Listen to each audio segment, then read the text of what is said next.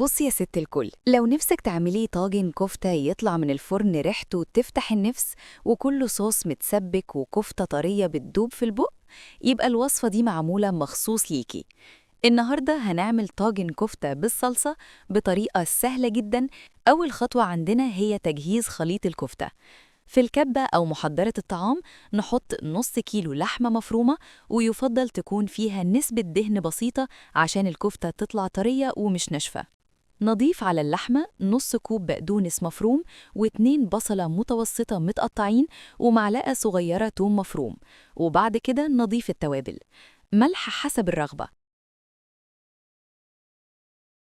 معلقة صغيرة بابريكا، نص معلقة صغيرة فلفل أسود، 2 معلقة صغيرة كزبرة ناشفة، ومعلقة صغيرة كمون. نبدأ نشغل الكبة ونفرم المكونات كلها مع بعض كويس لحد ما الخليط يتجانس ويبقى ناعم شوية. بعد ما نفرم الخليط كويس نطلعه في بولة ونسيبه يرتاح دقيقتين. دلوقتي نبدأ نشكل الكفتة. نحط نقطة زيت بسيطة على ايدينا عشان اللحمة ما تلزقش، ونبدأ ناخد جزء من الخليط ونشكله كور متوسطة الحجم، ونحاول نخلي الحجم كله قريب من بعض عشان يستووا في نفس الوقت.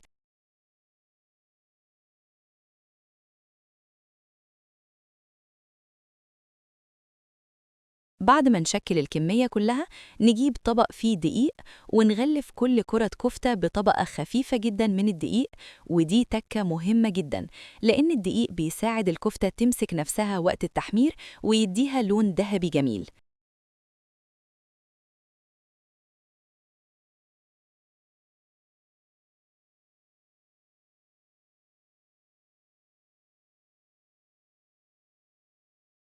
دلوقتي نروح لمرحلة التحمير. نحط طاسة على النار ونضيف فيها معلقة كبيرة سمن مع 3 معالق كبار زيت. نستنى لحد ما السمن والزيت يسخنوا كويس، لأن لو الزيت مش سخن الكفتة ممكن تفك. نبدأ نحط الكفتة في الطاسة بهدوء وما نزحمش الطاسة، نخلي مسافة بسيطة بين كل قطعة. نشوح الكفتة من كل الجوانب لحد ما تاخد لون ذهبي جميل. مش لازم تستوي من جوه في المرحلة دي، لأننا لسه هنكمل تسويتها في الصوص. أول ما تاخد اللون نطلعها على طبق خارجي ونكرر نفس الخطوة مع باقي الكمية.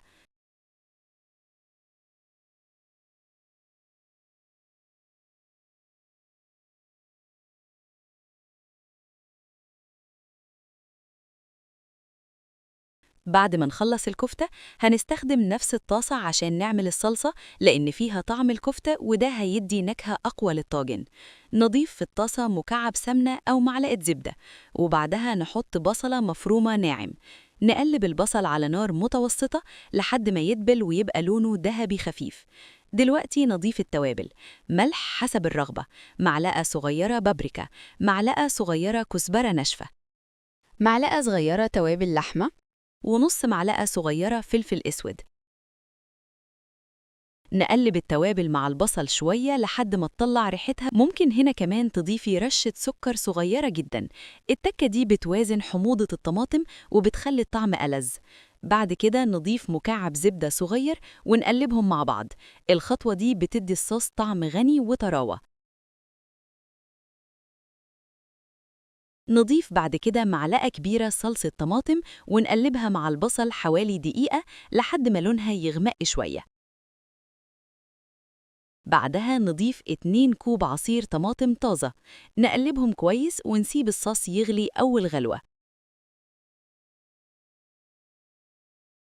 دلوقتي نظبط الملح حسب الرغبة، ولو حابة الطعم يبقى أقوى ممكن تضيفي رشة كمون بسيطة. بعد ما الصوص يبدأ يغلي نضيف الكفتة اللي حمرناها ونزود مية لحد ما الصوص يغطي الكفتة تقريباً. نقلب بهدوء عشان الكفتة تتغطى بالصوص من كل الجوانب.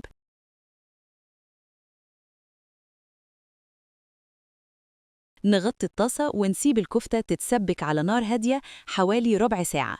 خلال الوقت ده الكفتة هتمتص طعم الصوص وده سر الطعم الحلو.